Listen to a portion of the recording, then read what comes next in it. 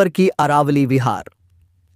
थाना अंतर्गत स्थानीय आरती बालिका गृह में 2 वर्ष पूर्व चाइल्ड लाइन को मिली एक बालिका की सरकारी लापरवाही से मौत हो गई।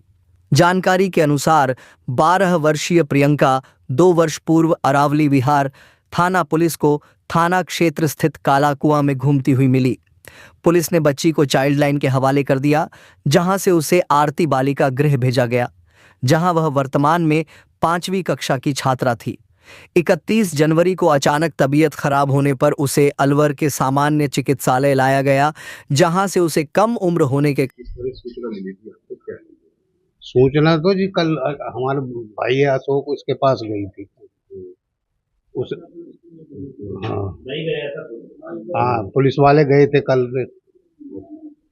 उन्होंने बताया भाई ऐसे ऐसे बात है। मैंने कहा ठीक है जी सर, हम कल लाएंगे लेने के लिए। तो बोलो तो तुम्हारी जो उसमें रहती थी वो लड़की एक्सपायर हो गई। जी इसमें रहती थी ना आश्रम में। हाँ तो तुम्हारी लड़की एक्सपायर हो गई, बताओ तुम लाना चाहते हो या नहीं। मैंने कहा सर हम कल लाएंगे, कल ले आएंगे उसको। आपकी रहने वाली थी? हम यहाँ उड़ी करते। हाँ हतीन के पास। तो ये यहाँ पर क्यों रह रही थी? अब बता तो दी आपको जी, उसकी जो मम्मी थी उसको लेकर फरार हो गई, किसी आदमी के साथ भाग गई हो गई। फिर अब हमको तो मालूम नहीं थी कहाँ रहती है कहाँ नहीं रहती वो। हाँ तो ये बालिका कैसा है? बालिका अभी जी ये तो हमको मालूम नहीं कैसा ही है। वो तो नहीं था क्या? पिता एक्सपायर होगा था इसका। हाँ इनके कोई मतलब समझ लो, इसके तो कोई नहीं था, इसलिए यहाँ रह रही थी। इसलिए बेचारी यहाँ रह रही थी। तो बीमार थी? बीमार तो थी, अब ये एक्सपायर होगी तो कब से बीमार थी कब से नहीं थी बेचारी। हमने तो देखा नहीं उसको। हमने तो अब ये जब ये जना पहुँच गए, मैंने कहा ठीक है जी सर हम ले पाएंगे अपने जो रीति रिवाज अपने से करेंगे उसका बेचारी का। पोस्टमार्टम करवा। हाँ पोस्टमार्टम करवा। क्या नाम है आपका? देवेंद्र। आप क्या लगते हैं?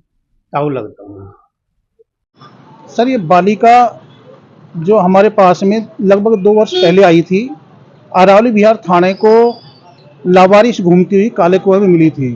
अरावली विहार थाने ने CWC के आदेश से हमारे पास प्रेस दिलवाया था और बालिका तब से रह रही है और इस समय वर्तमान में कक्षा 5वीं में अध्ययनरत थी बच्ची। ये 26 जनवरी के बाद में ये बच्ची स्कूल जा रही थी रेगुलर, कोई दिक्कत नहीं थी।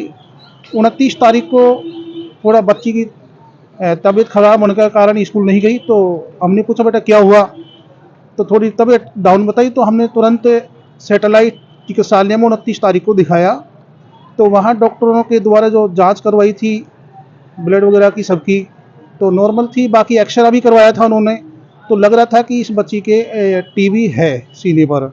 लेकिन उन्होंने जैसे ट्रीटमेंट दिया और एक इंजेक्शन बोला था उन्होंने, भाई एक 600 mg का इंजेक्शन लगना है, तो उन्होंने बच्ची को कुछ खिलाने के लिए बोला, तो हम होम पे ले आए, बच्ची को खिला के फिर बाद में ले गए, इंजेक्शन भी लगा दिया था। नेक्स्ट दिन कोई जांच रह गई थी जो जयपुर जानी थी, तो वो 30 तारीख को हमने जांच करवाई।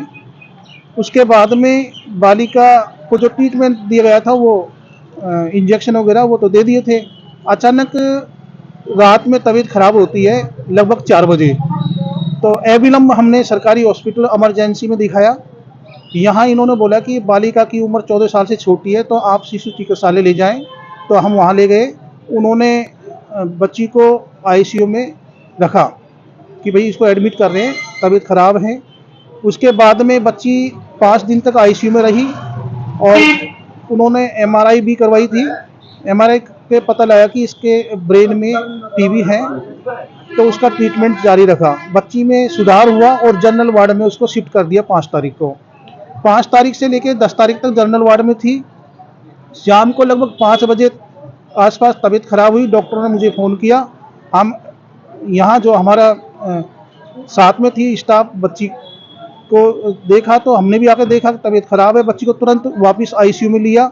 लेकिन इन्होंने बोला कि भाई हमारे पास बच्चों में इतना बड़ा ICU वार्ड नहीं है, न वेंटिलेटर है। तो रात को लगभग 10 बजे हमने इस बच्ची को बड़े हॉस्पिटल में राजीव गांधी में वेंटिलेटर पे लिया।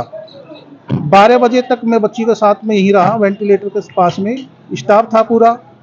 और उसके बाद में सुबह 6:51 पर बच्ची की मृत्यु हो गई, जिसकी सूचना मिलते ही अविलंब हम हॉस्पिटल पहुंचे। जो भी प्रक्रिया करनी थी वो हमने कानूनी जो विधिक प्रक्रिया वो करवाई और बच्ची को मोर्चरी में रखवा दिया।